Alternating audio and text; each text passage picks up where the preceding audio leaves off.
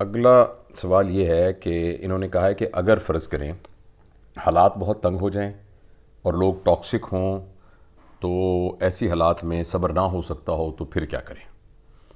دیکھیے، مجھے نہیں معلوم کہ آپ نے جو حالات بتائے ہیں وہ اس کی نوعیت کیا ہے، لیکن ایک بات میں آپ کو بہت کلیئر بتانا چاہتا ہوں کہ صبر کا کانسیپٹ ہمارے ذہن میں بہت زیادہ خراب ہے اور غلط ہے۔ ہم سمجھتے ہیں صبر ایک پیسو فینومینا ہے۔ ہمیں یہ لگتا ہے کہ ہم نے کچھ نہیں کرنا، بس چپ کر کے بیٹھ جانا ہے ہاتھ پہ ہاتھ رکھ کے، اور پھر انتظار کرتے رہنا ہے اور اللہ سے دعا کرتے رہنا ہے، اور پھر خود بخود کچھ نہ کچھ ہو جائے گا۔ بس اس کا مطلب ہے صبر کا پھل میٹھا ہے۔ میرے خیال میں کہ یہ صبر کی صحیح ڈیفینیشن نہیں ہے۔ صبر ایک ایکٹیو فینومینا ہے۔ ایک ہے برداشت۔ آپ جس بات کی بات کر رہی ہیں نا، وہ برداشت ہے۔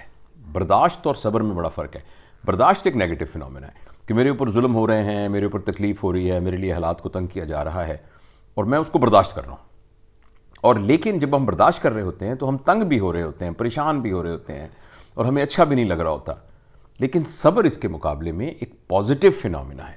صبر کا اور ایکٹیو فینومینا ہے۔ صبر کا مطلب یہ ہے کہ جو بات صحیح ہے اور جو بات درست ہے اور جو بات آپ کا حق ہے، آپ اس حق بات پر، صحیح بات پر، درست بات کے اوپر اپنے موقف کو قائم رکھ رہے ہیں اور آپ اس پر ڈٹے ہوئے ہیں، اور اس کے ایسا کرنے میں جو آپ کو دقت ہو رہی ہے، فرض کریں کوئی کراس آرگومنٹ ہو رہی ہے، آپ کے لیے حالات کو تنگ کیا جا رہا ہے، تو اس میں آپ ایکٹیولی اس کو برداشت کر رہے ہیں، یہ ہے صبر۔ اور اس میں پھر آپ یہ سمجھ رہے ہیں کہ چونکہ میں حق پر قائم ہوں اور میرا موقف صحیح ہے اور میں صحیح بات پر ہوں، لہٰذا میرے اس کرنے کے بدلے میں اللہ تعالیٰ صبر کے پھل کو میٹھا کرے گا۔ تو یہ بہت ایک ضروری بات ہے۔ آئی ہوپ کہ میں آپ کے سوال کا جواب دے چکا ہوں۔ تو اس لیے چپ کر کے روتے رہنا اور برداشت کرتے رہنا اور کڑتے رہنا اور اندر سے ایک نفسیاتی مصیبت میں پڑے رہنا، یہ صبر نہیں ہے، یہ برداشت ہے۔ اور صبر جو ہے وہ یہ ہے، بلکہ آپ کو وہ قرآن پاک کی آیت آپ کو یاد ہوگی، بسم اللہ الرحمن الرحیم، والعصر ان الانسان لفی خسر الا الذین آمنوا وعملوا الصالحات وتواصوا بالحق وتواصوا بالصبر۔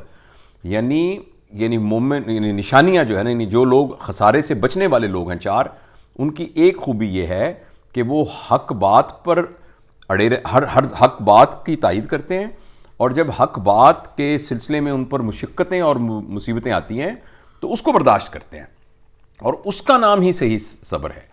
لہٰذا آئی ہوپ کہ آپ سے آپ کو یہ جواب مل گیا ہوگا۔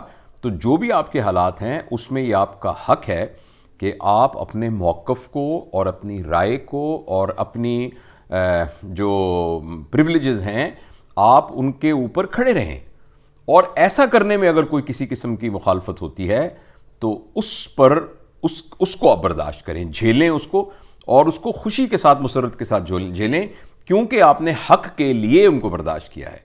تو ایسا کرنے سے پھر وہ صبر ہوتا ہے جس کے بدلے میں اس کا پھل میٹھا ہوتا ہے۔